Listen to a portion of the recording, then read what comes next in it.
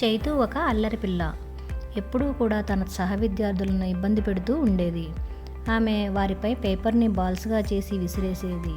ఇంకా ఆహారాన్ని కూడా వారిపై విసిరి ఆనందిస్తూ ఉండేది.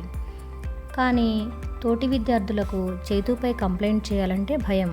ఎందుకంటే ఆమె ఈ అల్లరి ఇంకా ఎక్కువ చేస్తుందేమోనని. కానీ ఒకరోజు ఆమెను హెడ్ మిస్ట్రెస్ ఆఫీసుకి పిలిపించారు. అక్కడ ఆమె తల్లిదండ్రులు కూర్చొని ఉండగా హెడ్ మిస్ట్రెస్ చెప్పింది, ఇక మీదట స్కూల్లో చైతుకి స్థానం లేదు అని. చైతు కంగారు పడలేదు. ఆమె తండ్రి అహం కలిగిన తన కూతుర్ని పూరిస్తూ ఇలా చెప్పారు, అమ్మ, రేపు నువ్వు ఎలాగైనా స్కూల్కి వస్తావు, వెళ్ళి కారులో కూర్చో అని చెప్తారు. దానికి ఆనందంగా అక్కడి నుంచి వెళ్తుంది చైతు. కానీ మరుసటి రోజు స్కూల్ ముందు హెడ్ మిస్ట్రెస్ ఆమె చేతిలో ఒక చెత్త ఊడ్చే చీపురి ఇంకా డస్ట్బిన్ బ్యాగును చైతుకి ఇచ్చింది. చైతు ఆశ్చర్యపోయి తన తండ్రిని చూస్తూ అరిచింది, నాన్న, నన్ను కాపాడండి అని. కానీ తన తండ్రి కోపంతో ఇలా అన్నాడు, అమ్మ, ఇది నేను మీ అమ్మ కలిసి తీసుకున్న నిర్ణయం.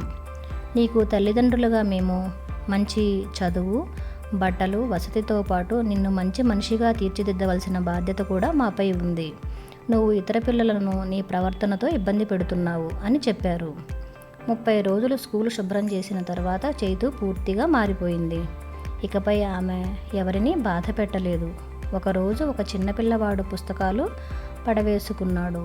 చైతు హాయిగా నవ్వుతూ వాటిని తీసి ఇచ్చి, ఇదిగో నీ పుస్తకాలు అని ఇచ్చింది. బుల్లీయింగ్ మంచిది కాదు. నిజమైన బలం మంచితనంలోనే ఉంటుంది. ఎప్పుడూ కూడా మన ప్రవర్తనతో ఎదుటి వాళ్ళని ఇబ్బంది పెట్టకూడదు.